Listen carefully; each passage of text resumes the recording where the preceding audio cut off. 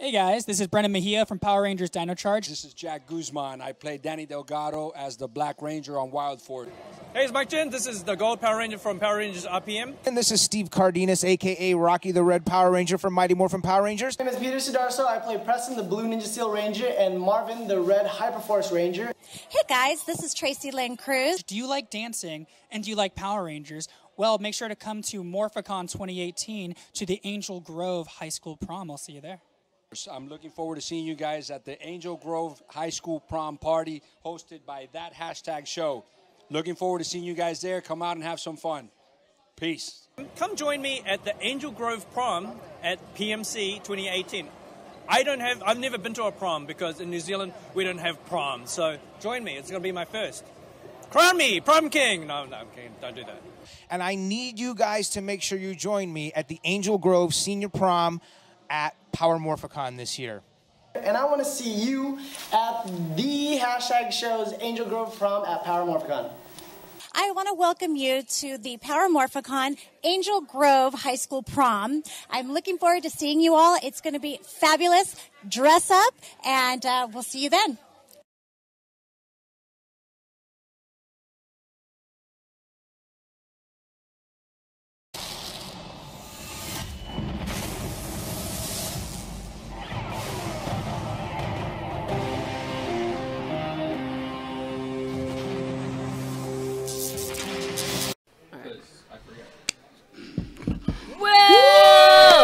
Welcome to Henshin Hangout. Henshin Hangout.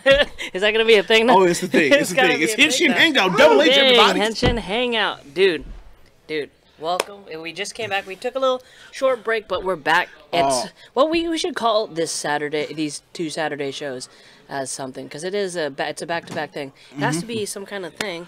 So it's like the second parter of a two-parter. Yeah. Just like the episodes. The episodes are kind of 2 parts in a way, and now we're coming back for the second part. Exactly. And I was so sad I couldn't be here last week because I watched the episodes and I was like, oh my god, I can't talk about it. Yes, dude, they were so good. Like from last week's episode with like the cool elevator fight scene, and then you get the backstory with the brother and about how he was always trying to live up to him, and that's the reason why he rejected him. It was like, oh my god, like all the emotions right there. And then you go to Build and all the stuff that happened on Build and everything like that, where you find out she's an alien or she's the Queen of Mars. Or something. Exactly. And then it ends on that cliffhanger. It was like, I don't think Banjo is human. What? Crazy. It leads straight into this week. Which one do you want to start off with first? You want to start off with Lupin or Kamen Rider Bill? I think we got to start with Kamen Rider Bill because you know how it goes. Kamen Rider Bill because we just lead into it. Exactly. So we're reviewing episode 31 of Kamen Rider Build, and it's called Surging Magma. Oh, yeah. Which is great. Let me go find a picture. So go on, start. Let me find a picture. Okay, so with this week's episode, we kind of leave off with the last week's episode where we were trying to find out, is Banjo human or not? And so we kind of open up, and then that's where Bill himself, they're going to go and decide, he needs to go invade and go into the building and everything like that. They go try and get the Pandora's box back. So he goes, and then Grease shows up, and Banjo shows up, and they start teaming up. They go inside the building. And so they go inside, they're fighting gear, and all those guys and everything like that. But then all of a sudden, by the way, Banjo loses his powers last episode. Oh yeah. So last episode, Banjo he takes a blast for Missouri. Exactly, putting his life on the line, just showing you again how awesome Banjo is. So, which actually is pretty awesome though. He goes back to the original dragon armor, which we've talked about before. It's my favorite armor. That dragon armor is slight. It's purple, so it's just pimp. It's royal. It's good armor. And so they go into the building, and they're having this battle going back and forth and everything like that, where they're sticking together. And there was this emotional moment beforehand where they were mad at him Bill for trying to go off by himself again. It was like, guys, we're a family. We're a team. Did you like that scene where he kind of tricked the guy into giving him $1? So he says, Yeah. I didn't know what that was until later. I was like, oh, so you kind of took a bribe. So it's you lost your job, so you can go off and do your own thing now. And it's and then they show up yeah, we all took dollars. Let's go save the world. And so I love when they go to. I like that camaraderie. That camaraderie me too. Is great. I love the hits when they hit him on the head, and then Grease hits him on the head but hurts his hand. It's But then I love when after he morphs, hits him was like, who's that for? He was like, that was me, Chan.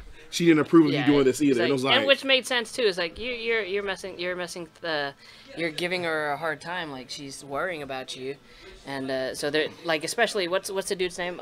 Grease's name. He he's the one that really he cares for her. He doesn't want her feelings because she's his idol. Exactly. Yeah.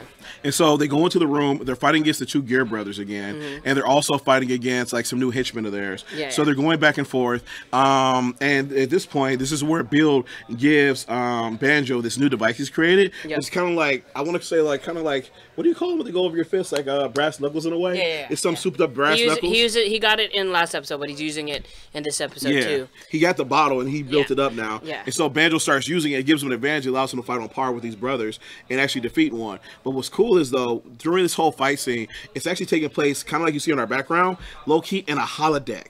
Oh yeah, no, this one's not showing it. I'm looking for the clip where he becomes magma. Oh no, you're good. I was speaking about the background behind us. Yeah. Like so, in the background behind you, we see these like squares on the ground. Everybody. So low key, we're like in the holodeck in a way. And so what's cool is they go to Stalk, and Stalk's controlling the room. He's like turning it to like the danger room where they're like having the dials roll to the side. They're almost getting blown apart, and everything like that. And he changed location to go to a beach. So now they're on this sorry, not beach, but it goes to like a beach / desert area, and they go back into having like their battle again, going back and forth. But what's cool is they cut back to Michan and the reporter, and they're doing the investigatory work and to figuring out what's Banjo's background. That's when they start talking about the fact that when the ship landed, they found out that Banjo was experimented on by the government, and he was like, as a kid, was trapped in there. And they're like, really? Like he got experimented on by Nambacorp and like all this kind of stuff. So they started to investigate further and go even further into his background, to his parents, and that's when we discovered both of Banjo's parents worked as security guards at the at Nambacorp and everything like that, and the lab. And so what's really cool is they do this really cool directing technique where instead of us just doing flashbacks, Michan and the reporter are in the flashbacks there. They're like standing up to the side, pointing and watching everything, and it's like so cool. What are your thoughts on this? Laser, you're seeing it. So it gives us a little backstory into how he could be special, how he is able to not be... I still think he's human per se, but probably genetically altered. His powers come from, was it Mars or something? Exactly, like some hazard thing. And so Kyle is would raise his hazard level, so it's like he's something from Mars. But what's interesting though is like so to go back to the previous episode, you guys might remember the Queen, when she saw Banjo, she was like, it's you. And she's like, huh? I'm Banjo. She's like, huh? He's like, who? Do you know who you are? Like, yeah, I'm Banjo Ryuga. And then it's just like, yeah. And she's like, okay, you'll be our hope. It's like, he's hope? Banjo? Okay. But that's when, so we kind of leave off there. So in this episode, we see that like some weird alien symbiote type deal crawled off the ship, crawled into like Banjo's mom. And then Banjo's mom passes out. She goes to the hospital. Just like Missouri. Yep, exactly. Yep. And she finds out that she's 1 month pregnant. And so you find this out. I was like, okay. Conception. Exactly. It's like, okay, she's 1 month pregnant. But then what's crazy is 1 month later, she gives birth to Banjo. And you wait, so if you do the math, natural birth usually takes 9 months. Banjo was born at 2 months, came out in perfect health, a natural bouncing baby boy. And so at this, that's when they realized that something in him gave him that advanced development and everything like that. So he's like part human, but part Martian as well. So whatever symbiote went into his mom, and then went to Banjo, used Banjo as a host. It's all coming together. So Missouri, what's her dad's name? Can't remember his name. Him and Banjo are in a way all connected by this Pandora's box. So like we can't just we're gonna have to wait to see more of this story. And I think there's like 45 something episodes. Yeah. And so we still got plenty of time. Exactly. And the thing is, we still found like a bunch more information. So this happens. We find out with the reporter and everything like that, and we find out about Banjo. Then we cut back to the fight scene. So during the fight scene, they're battling back and forth. Crocodile shows up. And Crocodile's fighting Banjo, and they're going back and forth. And Crocodile says, yo, Stalk killed your girlfriend. Wait, what? Stalk killed your girlfriend to make you emotional to raise your hazard level. And he's like, wait, what? He's like, why do you do that? And he's like, and then like, at this point, Banjo's like having a breakdown. He goes to attack him. Crocodile gives him one of those good gut shots, but then Banjo just falls down to his knees, like untransformed, unhinged, and he's in shock and everything like this. And so at this point, we go back to Bill. Bill's like giving out them hands, knocking out the Gear brothers and everything, like takes them out. He goes to fight Crocodile, but as he's fighting Crocodile, he's having a conversation with him. See, what happened was Crocodile discovered what Namacorp's doing and all the shady stuff they're trying to go behind the scenes with Stalk, and so he's changed sides again. Gotta say, Crocodile's kind of flip-flopper. But it gives it a little bit more depth to his character. And he says, I never really saw him as the villain. So Like I don't really see him as he's just a troubled dude, you know. Exactly. Like if you guys read comics and make like an X-Men reference, I would say Crocodile's kind of like our Magneto. He's just like he's out for the greater good, but he's also by that any means necessary mentality. He's like, look, if we have to break some eggs, if we have to like kill some people to get this done, he's going to do it. If he has to betray his father, he's going to do it. And he said the reason why he wanted to get Pandora's box is because he wanted to use it. If he had the ultimate weapon, he could threaten like Japan to like unify in a way. So he wanted to use it as a weapon to threaten them to unifying again, which is actually kind of a noble goal, but he's probably, you just gotta say he's probably going about it the wrong way. So anyway, so Crocodile gets to this fight with Bill, but it's a fake fight though. They're going back and forth, and in the middle of it, talking. exactly, Crocodile's explaining everything that's happening. He's like, no, this is a situation. They've been experimenting on Banjo all this time. He's like, they've been trying to raise Banjo's hazard level. They killed his girlfriend. This is all like a setup. And then he makes a big reveal. It's like, but why are you telling me this? Like, why don't you just leave or whatever? I can't. There's a chip in my body. It's like if they find out, they'll kill me. And he's like, what? He's like, yeah. Now. So I bet you now it's going to be Santo's mission to free him. Crocodile? Yeah, to free him. I agree. And so like but as soon as he said that, I was like either one or two things. Like either one, they're gonna try to free him, or as soon as he said that, kind of like when Grease's three friends said, if you take this upgrade, if you lose, you're gonna die. Like once Crocodile said it, it's like, yeah, he's dying. He's dying. He is dying. Which it would make sense for his storyline, but yeah, but again, he has a great arc going because he is trying to redeem himself. So if he does die, like at least he'll like go the full arc and everything. Yeah. And so then at this point, like Crocodile's like, now that you know this, give me the final blow. So Bill gives him like a good slash, knocks him down to the ground. He unhinges and everything like that. And then after that, Build, Grease, and Banjo go after the Defiant Stalk and go have this like big battle. So they go after the Defiant Stalk and they go into this room where the Pandora's box is. And at this point, Stalk's created two like gear-like monsters in a way, two new like gear men. And the thing about these guys, they have no emotions, they feel no pain, they won't stop until they've been destroyed. So Build and Grease are trying to fight these guys off, while Banjo, he henshins, he's super upset right now. He's angry because he like, you killed my girlfriend. He goes after him, gets knocked back. He's getting killed. And then we get to one of my favorite. What do you think about the new suit? Oh, okay, so okay. I got excited. Yeah. Okay, so I'm with you. So here's what happens. So what ends up happening is Banjo gets knocked to his knees. Stalk makes fun of him, mocks him for his weakness, and all this kind of stuff and everything like that. And then Bill comes in, rabbit mode, tries to save him, but he gets his shit smacked out of him literally, and he's being choked out like straight up Undertaker style, like about to be like again. And then Banjo's just watching, and then we get this. Looks like he's dying. He is. He's being killed right now by Stalk, and Stalk's doing in front of him while he's mocking Banjo, and you see Banjo just like on the ground, was like, I hate him so much. I'm so upset. And it's like, but then it goes to the point where it's like, this isn't about hate. I want to help him. I want to help Build. Build has been my friend. He's believed in me. He's helped me. He's given me my chance to redeem myself, but I can't get up. It's like, is this how it ends? And then all of a sudden you see his hand move. He's like, of course. And he stands and it's like, of course not. And then all of a sudden he gets like this new, like, so Stalk like attack. Oh, here we go. There you go. He stands, takes this blast. And again, his hazard level just curiously rises. But then the new bottle appears. Just floats right into him, though. And all that energy goes inside. Look at that. They didn't even name it yet, huh? No, but I think I know what it is. Because you look, it's a dragon, but it's like, I think it's magma. And so Stalk is all watching this. Banjo grabs it. And why am I narrating? People watch. Yeah, watch it. We just can't hear it. We just can't hear it. Oh. He's like fully healed, which is crazy. Because it's Banjo. It's what he does. Fully healed. I give you a hint what he says right here, everybody. Oh. He's angry. Yeah. He just said Henshin. Damn, he just got burned right there. That is a sick transformation. Like, how many transformations involve you getting magma dumped on you and you coming out well on the other side? Burned. He's just burned. Oh, yeah. And then we get the cool dragons coming up and everything like that. This probably... I don't know if it's my favorite suit of his, but pretty close. It is. It's better than the last suit. It's way better than the last suit. The aesthetic of it makes him look like a villain, though. It does, but it also makes him look kind of like a badass as well. And I'm not always a fan of orange, but here I'm kind of cool with it. Like, I think it might have looked better if it was red, but like you say, it probably wouldn't look too much like a villain if it was red. Yeah, I like it though. And so at this point, he becomes like the magma dragon. Yeah. Was it Cross Zero Magma or something? It is crazy. Let's check those guys down. Yep. 1, 2, bam. Yep. So as you were saying, so you said not your favorite costume, but yeah, it's cool. What is your favorite costume? His original one. Same. His original one. I mean that one back there isn't bad either. The Cross Z. The Cross Z one. Yeah, behind me. It's not bad. It's not bad.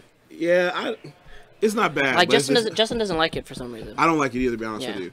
I like the Magma one we got today, and I like the Cross Z, the original one. Yeah. It kind of goes Cross Z, Magma, then that one behind me.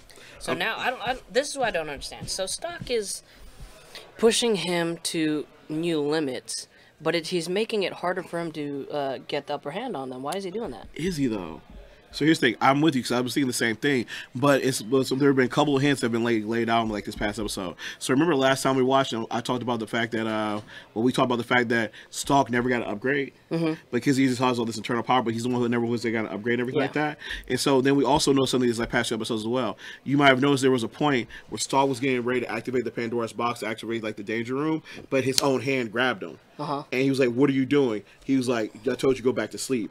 And that was Michan's dad. Yeah. They were having a conversation. So that let us know right there that it's not Michan's dad doing this. Stalk is his own entity, kind of like another symbiote.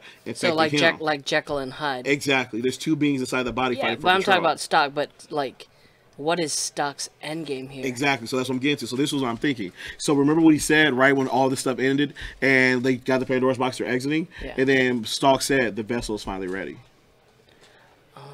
So he's preparing for a higher being to take over Banjo. And that's what I'm watching. So I'm debating. So I'm interested to see right now, is the higher being like something he's going to put into Banjo, or is the higher being himself, and he's going to go into Banjo's body? Like Stock isn't the right vessel for him. Right Exactly. now. It's too weak for him, and this is how he gets his upgrade. So then that being leaves Stalk's body, goes to Banjo, which then we get to the point where Bill and Grease have to fight Banjo. Dang, then that's the end for Banjo, man.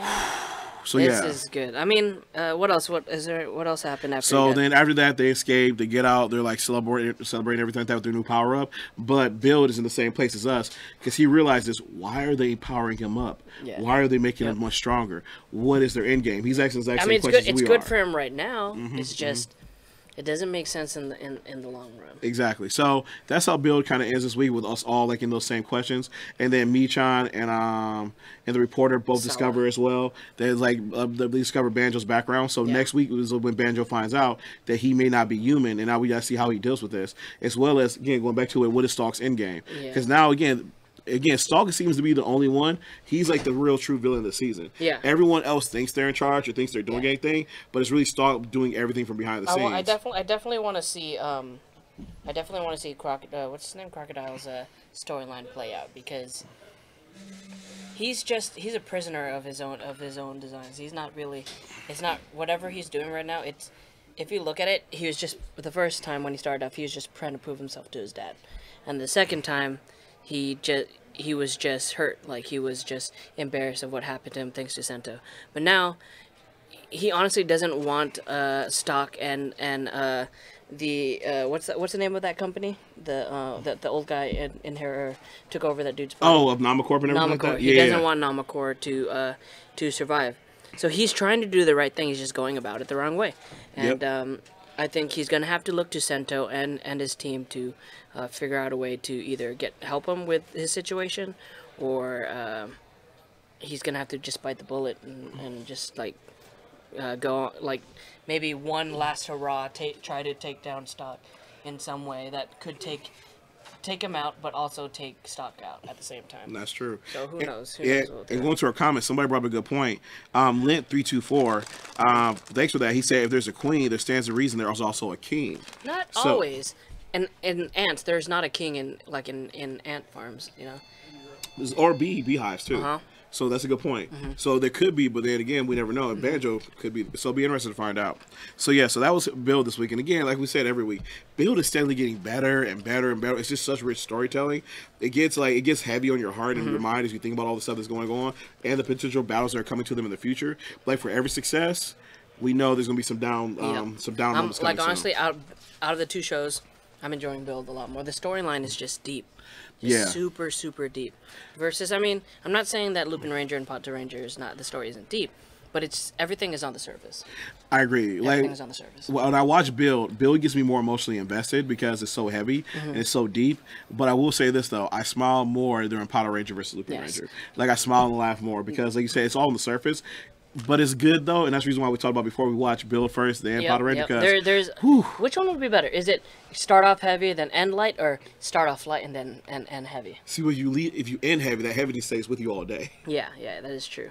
That is true. So let me see. So I mean that's a good segue into Lupinranger versus Patranger, episode 10, where it's not over yet. It's not over yet. So we start off.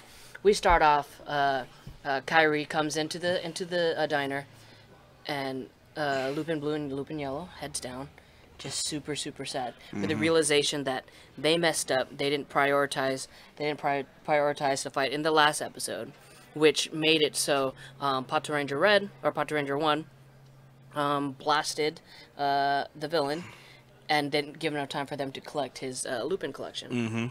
So this is where we start off, and they're trying to explain to Kairi, and Kairi's angry. He's mad because he realizes, well, I mean, at this point we don't know yet, but he realizes that this could be the end, and that was the only option they had to get their family back. Exactly, which was surprising for me because, like, I was like, oh, like a piece of the Lupin collection got blown up. Okay, maybe it's not that big a deal, but then the way they paint it though is that if they have to collect every single piece of the Lupin collection, in order to get their wish granted, which made things like a lot more higher stakes for me.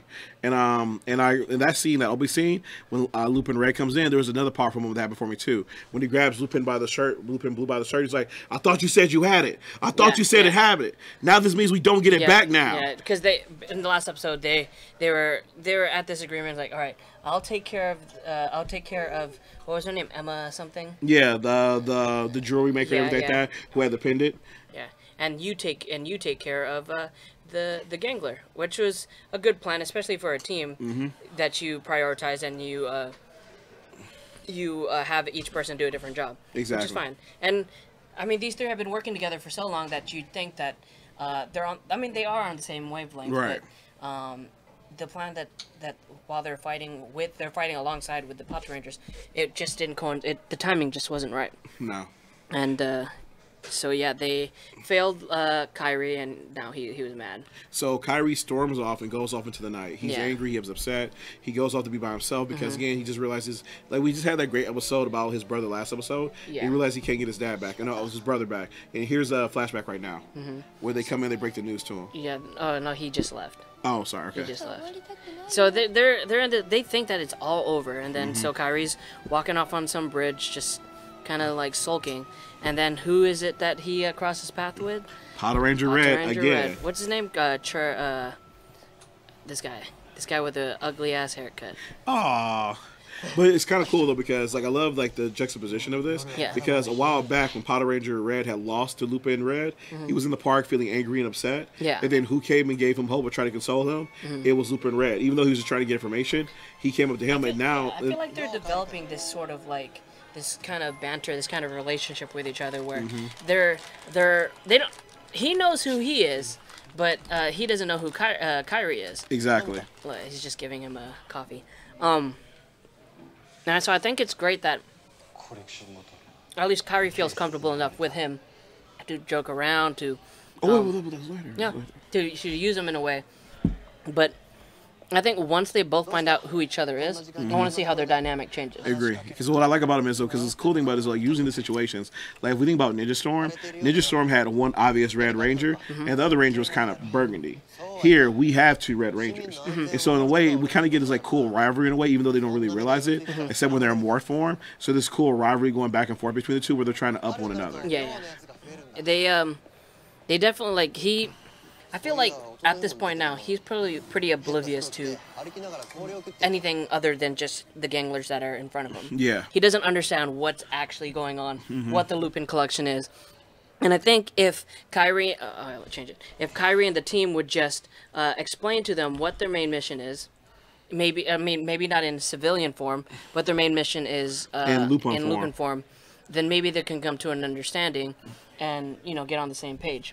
I agree. Because so nothing like that happens again. If this situation where losing one item from the Lupin collection is the thing that decides whether or not you get your wishes fulfilled, then they really need to make sure that they have all bases covered. Because any situation, I mean, there's no way they're going to be perfect, have perfect timing with dealing with these ganglers, especially with Patrangers out. And only that, though, is like I agree with you totally, because as the challenges get more intense, as the monsters get stronger, as things get more higher stake, they're going to need to all work together. Exactly. And what's going to be, and I agree with you, because I think what's going to end up happening is that all of these episodes that we're watching right now are building that kinship between the two teams. Yes. It's building that chemistry where they realize they need each other. Like, for example, after this, Lupin Blue and Lupin Yellow go to the park, and they're searching for pieces of like the gangler or whatever, trying to find pieces of the Lupin collection to put together.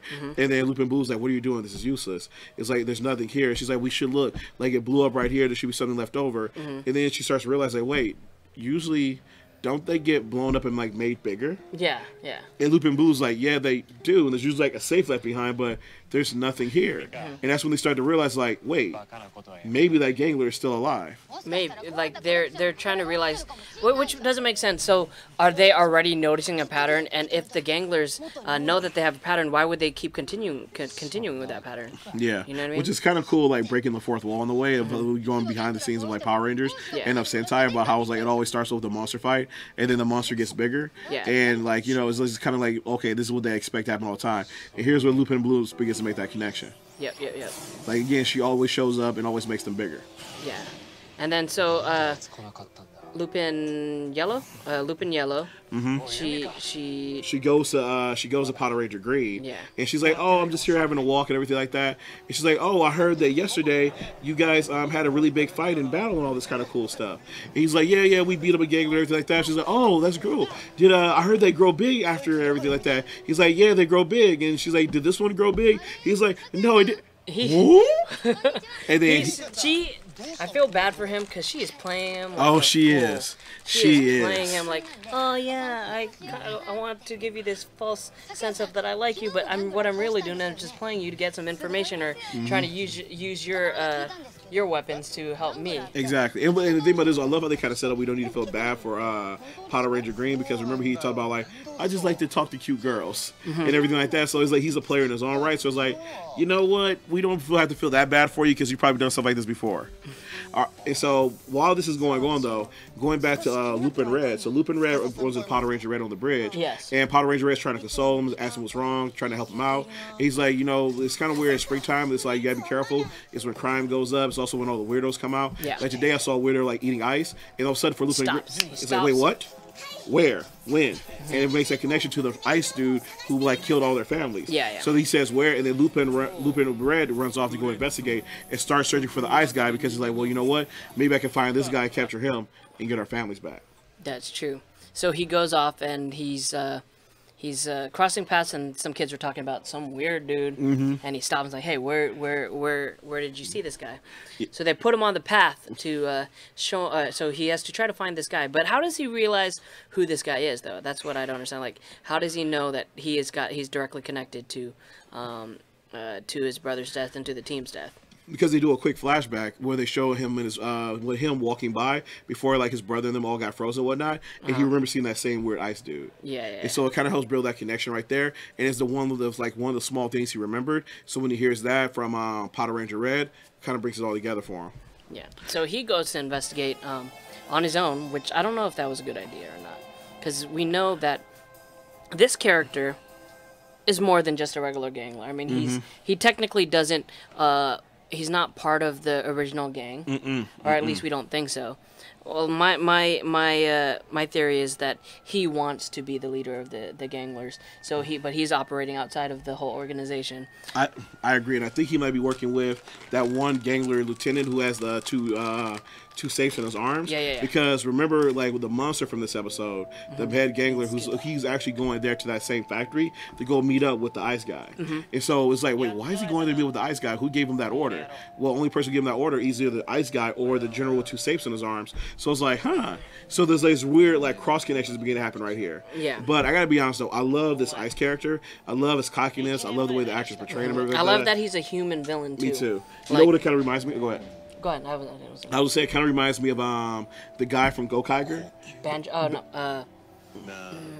What was the human character? Bosco. Bosco, yeah, it reminds me totally Bosco. of Bosco because I used to love Bosco. He was like such a cool character and everything like that. Bosco. So it kind of reminds me of that. Look at that. He just took out his hat. So you can't be touching a man's hat like that. Can't be shooting a man's hat like that. You can't be I don't know. Mm-hmm. Look at it. Look at him. That ice gun looks so cool. He has a connection to the team, I think. I think so too. I definitely think he has a connection to the team, and who knows? He may or may not be. Maybe, I don't know, because we don't see him actually freeze the families. This is true. It could have been something else, and he was Could have been investigating someone else. Yeah, and what's cool too, though, is I like about him is the fact that he talks about it. He's like, I'm gonna take your piece of your Lupin collection. Yeah. He's like, what Lupin collection? He doesn't have. Yeah, he doesn't have. He's like, this is all my own power. Yeah. I'm just a G like that, which is like. And his name is Zamigo, which is a pretty cool name, I think. Yeah, he was the fourth member of the Migos before they cut him out. Yeah, is he? Yep. Walk it like I talk it. So freeze it like I talk it. Freeze it like I talk everybody it. else is investigating the Gangler from last week, who turns out wasn't destroyed. He can replicate himself. Yep. He has Kajin and Bunshin. Well, yeah. Reference. He replicates himself, and then that's how he got away. So pretty much, Lupin Yellow put the Patrangers on his path, and she's doing what she's always been doing. Lupin Yellow has been doing this a lot. She's been putting the Patrangers, like using them. Yeah. Using them for manpower. I mean, just so there's no consequences, I guess. Exactly. It's a way of having the teams work together without actually intentionally working together. I don't know if it's working together if she's using them. Like, yeah, true. I don't know. She's a little devious in the way. She is probably the most.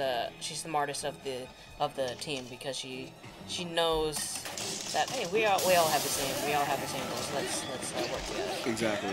So here we see that they're crossing paths and everybody's there. Everybody, but I don't know why. So this guy's meeting up with Zamigo. Exactly. So that's all I was saying. The general with two safes in his arms, I think he might know Zamigo, and there might be some connection going on there. So either he sent him there to meet with Zamigo, or Zamigo contacted him. So there is something going on. Something is going on. There is like some turmoil, some conflict going on with the Ganglers. Organization, which is bad for them, good for us because nobody is on the same page. Exactly. No one's on the same page. And so then after this, it leads to this cool moment where like the three Lupins get together and they explain what they're doing here, and they explain how they have a second chance. Yeah. How they still have a chance to get that piece of Lupin collection, and they rededicate themselves to the mission. And then Lupin Red says, "Okay, you guys go after that. I'm going to go after this, so just in case, so that way they avenge our families." Because he tells them that this is the guy who may have frozen our families. Yeah. And so then they split off again. They go and try to the characters go save the day. Yep. And then Lupin Red takes on Zamigo. I don't know if that's the smartest thing for him to do. Zamigo is like, it's obvious that he is not just your normal everyday gangler.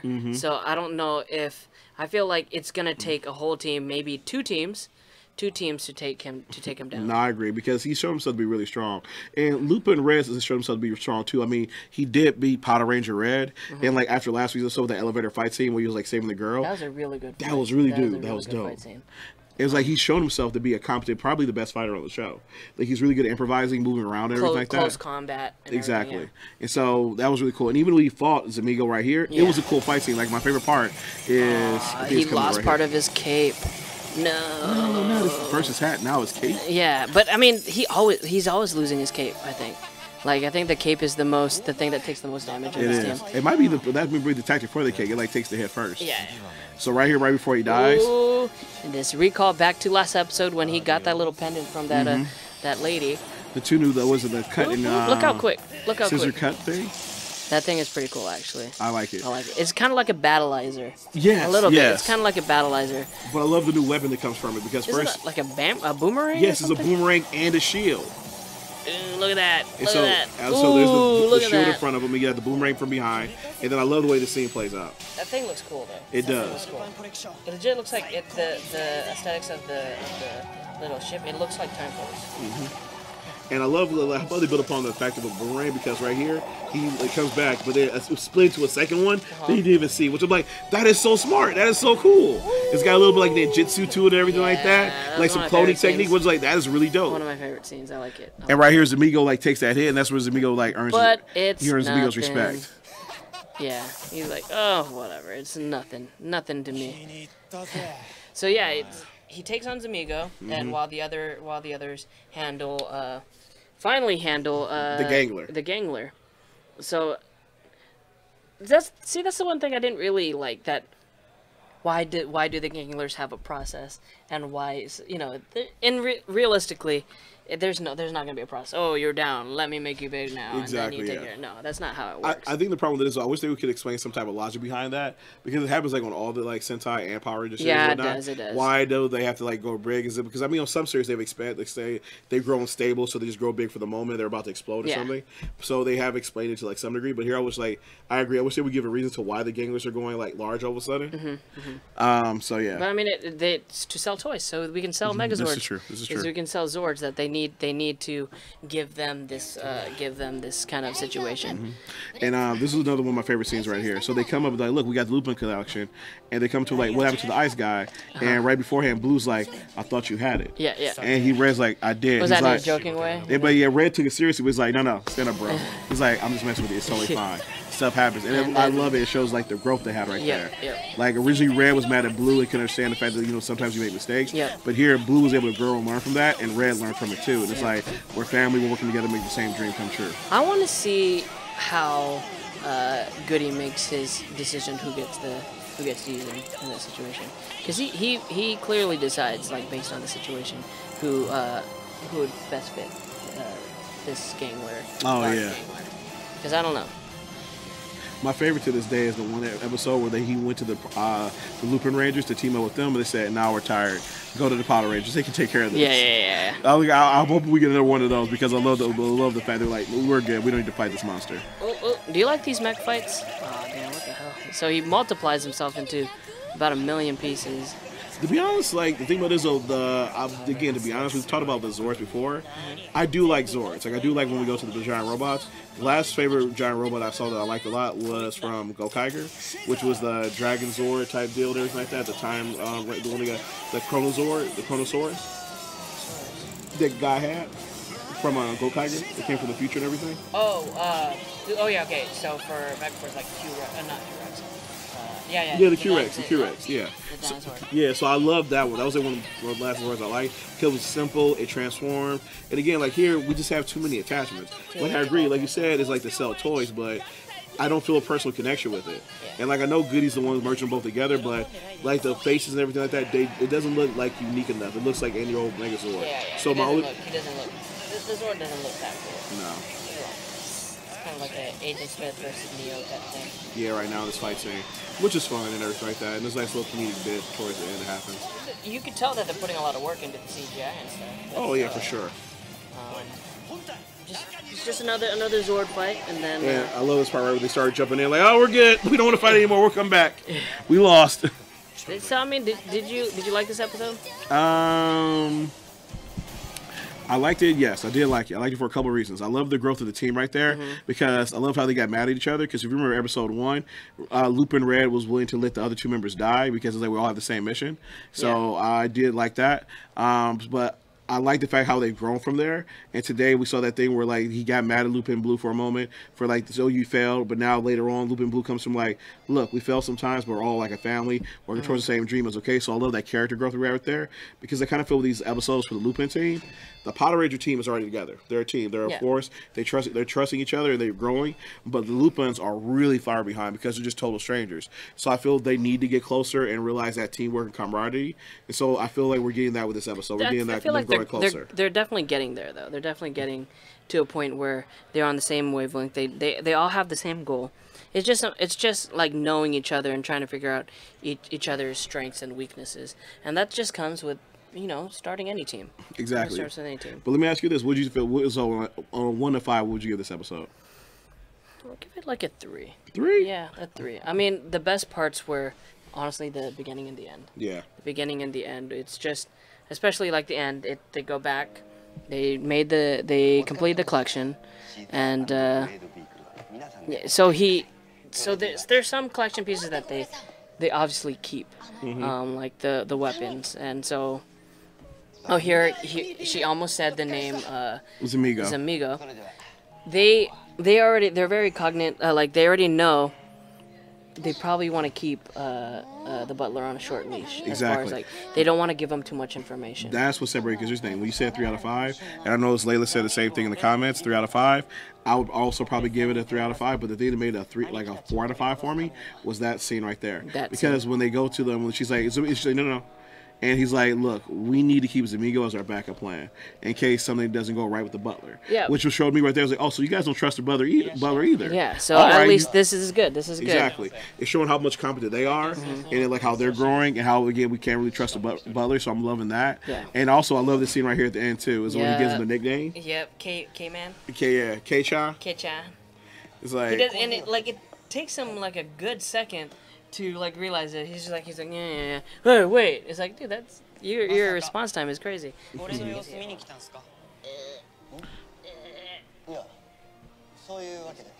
Don't fall. K-Man. K-Man. Like 1, 2, 3, 4, 5, 6, 7, 8, 9, It's gonna be a while. 10, 11, 12, 13, 14, 15, 16, dang, 17, 18, 19. Not like K-Man. Serious like that? How that long it takes you that to realize what he's calling you? Is there something going on between these two? No. It seems like there may be some kind of relationship. Yeah, like I think they're gonna be like rivals or something like that, but they're becoming friends at the same time. Yeah. And I like this part too because I liked how he gave him that nickname, but also the fact that Patranger Red came in to check in on him. Yeah. He was like, I just want to make sure. Like he's like, oh, it just came in. Is it because it's his job or just he's genuinely concerned about him? I don't know, because that's the cool thing, because I think it just might be like a little bit of both. I think because they go there, he is a little bit concerned about him, but I also think it's because of his job too, because like you said, he's a cop and it's his job to protect the public safety. And it just kind of shows how committed he is to that. Again, kind of goes to Patranger Red how much of a hero he is.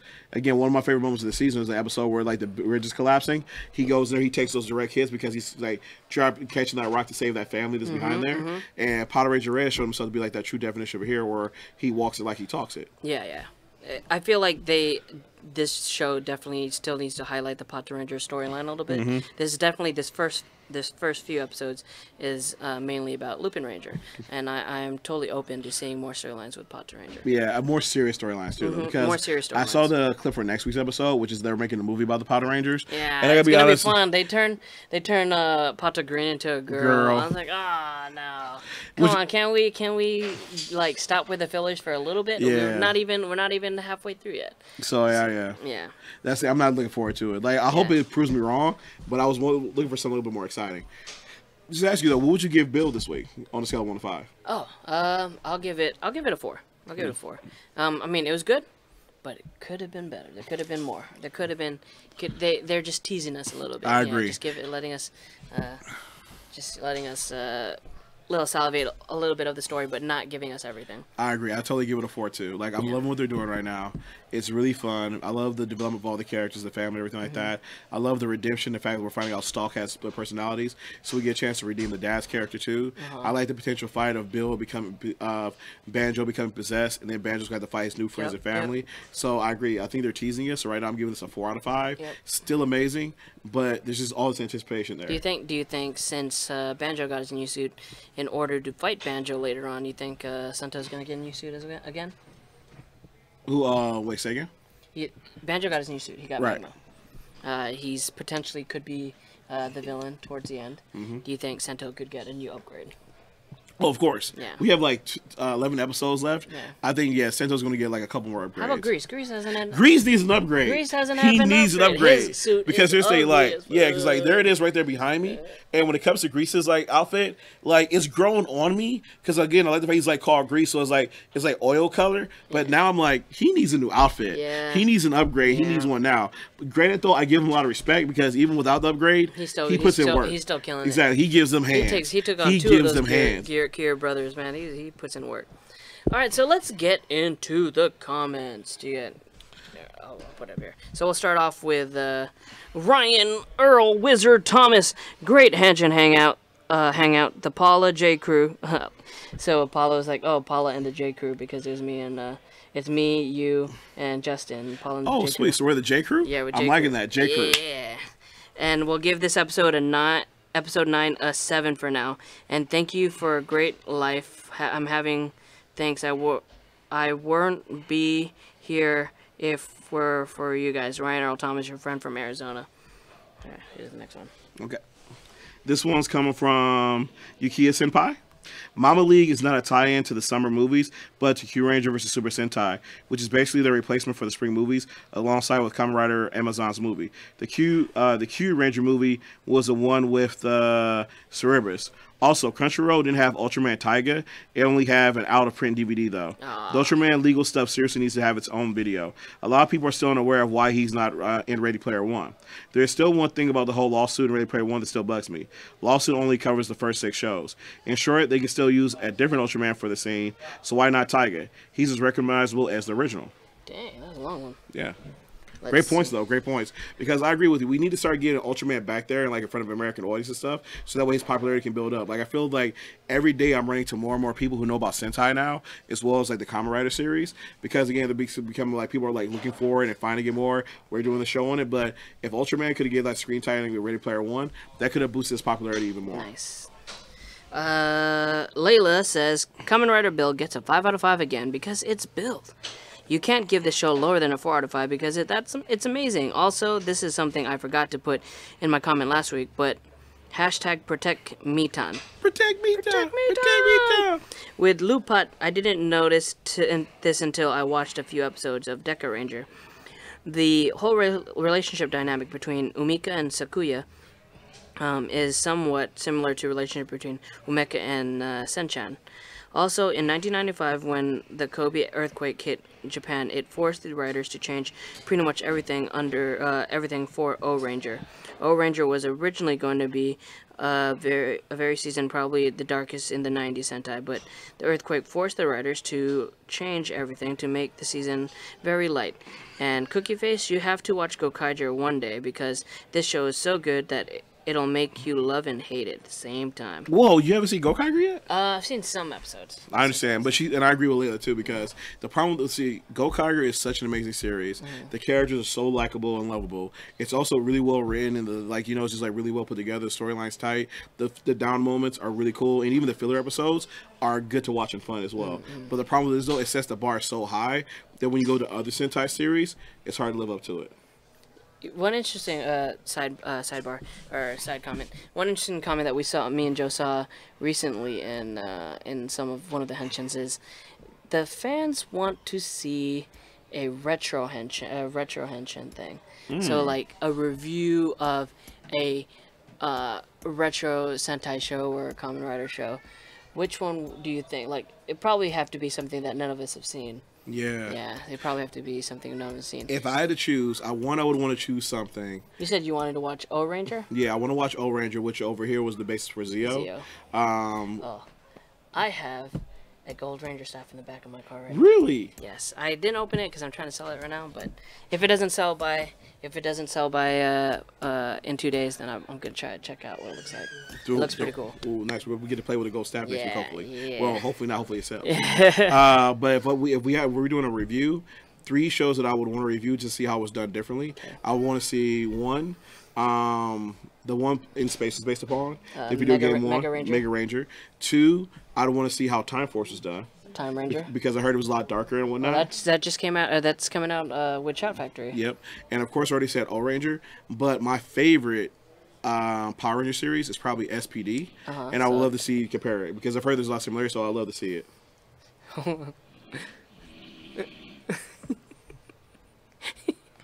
Yeah. So I mean, what about you? I want to see O-Ranger. Definitely want to see O-Ranger. Let's see what else. I saw Gingaman when I was a kid. Which one was that one? That one was Lost Galaxy. Oh, was that good? Yeah, that was a good one. They had horses. It was cool. I liked that. I really liked it. Let me see. Justin is always telling me about Shinkenger. That's the samurai one. I've heard good things about that one too. Yeah, so it probably have to be something that we all haven't seen. And Justin has seen a good amount of them before, so. But you know what? Hey, do us a favor, everybody. Like in the comments, leave below what Retro Ranger series would you like us to review. Also, in order for us to do this, we need to get the views up on Henshin Hangout. Please share, subscribe. Please share, subscribe. That's a whole nother show. So I mean, it's something It's a lot more time to invest and a lot more stuff to watch. Exactly. More stuff we would love to talk about with you. Yeah.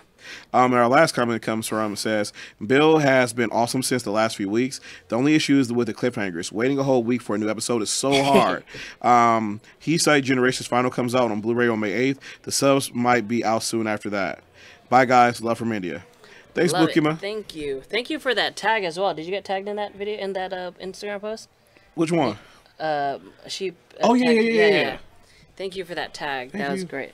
Yeah, so if you guys want a retro Henshin, I mean, I'm down to do it, but there has to be people interested. Exactly. Yeah, We gotta get those views up, so we gotta get people the word out there. Share. If you have friends that like Kamen Rider Build or Super Sentai, be sure to share us out, and because we love watching the shows. And it's fun. It's fun meeting with each other every week to talk about confer about things that there's some things that I'll miss when I'm watching it, and some things, just different theories. That especially with now leading into with Lupinranger versus Patranger.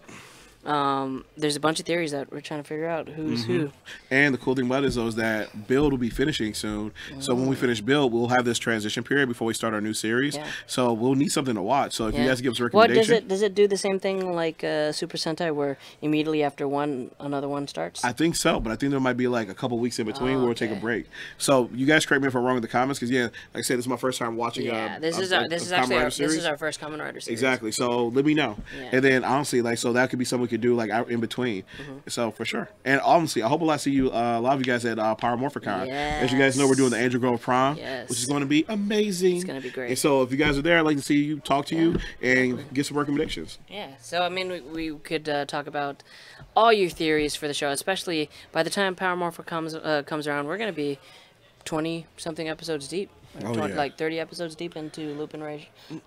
We'll be getting ready to end that one, and we'll be done with Build, and we'll be into the new series too. Exactly. So and I can't wait to see actual. How many? When's the last Power Morphicon you went to? This will be my first one. Are you kidding me? First one. Dude, oh my god, it's Top gonna of be my cherry. I'm looking forward to it. It's gonna be great for you. It's gonna be cool. You get to see all these cosplayers, all these suits, like in life. Seriously? Yeah. Oh, it's gonna be dope. There's a few Kamen Riders. It's pretty cool. I'm gonna be taking so many pictures. And I bet you there's gonna be a few Lupinrangers and Patrangers based. We'll see who jumped on hitting up Anarchy for those helmets already. And I hope to see some Kamen Rider builds over there too. Yes. And some greases and some banjos. Dude, dang, those maybe a Michan. Those suits look crazy. I think they look amazing. They do. One series that I think that I want to watch to prepare myself for a Beast Morph versus Go Busters. I think we should probably watch that. Ghostbusters is good. I've watched bits and pieces of it and some of the movies and whatnot. It's actually a really fun series. I like it a lot. Yeah. It's a little different. So guys, that is it for the show. Thank you for watching.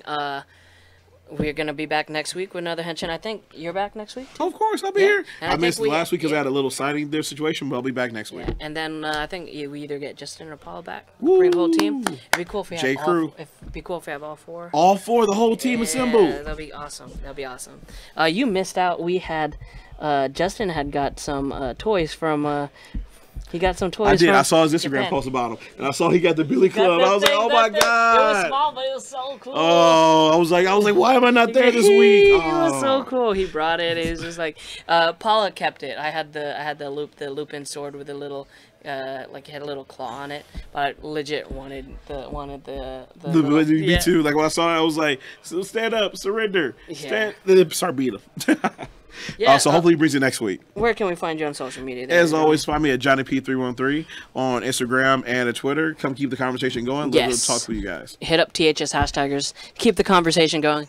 You guys could also suggest some Sentai or some Kamen Rider episodes we could do for a possible retro show. Retro Henshin. So we never know. You never know. Also, please, you guys, you guys can find me at Jezzer Reyes on all social media. If you guys like this video, if you guys like any of our videos on this channel, please share us out to all your friends. Share us on Ranger groups, Sentai groups, Kamen Rider groups, because we love seeing new faces. I like, honestly, over the past few months, you guys are a whole bunch, like all of you were not here the last few months. Like last 6 months or 6 months ago, you guys weren't here. So it's great seeing new faces. I love For sure. when the family gets bigger. I love having these conversations, reading your comments. So keep commenting, and yeah, we will be back next week. So be sure to like, comment, and subscribe to keep up to date with everything trending in geek pop culture. Deuces.